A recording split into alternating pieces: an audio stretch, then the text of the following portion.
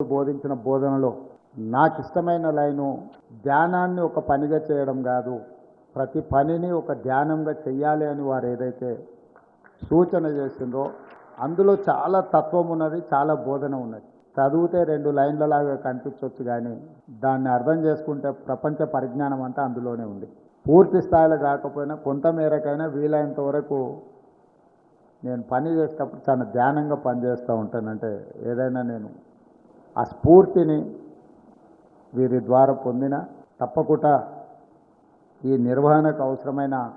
సహాయ సహకారం ఆనాడు పెద్ద ఆయన విజయభాస్కర్ రెడ్డి గారు కావచ్చు, తర్వాత చంద్రబాబు నాయుడు గారు కావచ్చు, మీకు ఏ రకమైన భూ కేటాయింపు కానీ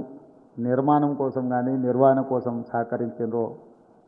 ఈనాడు తెలంగాణ రాష్ట్ర ప్రభుత్వం కూడా అదేవిధంగా మీకు సంపూర్ణమైన సహకారాన్ని అందిస్తుందని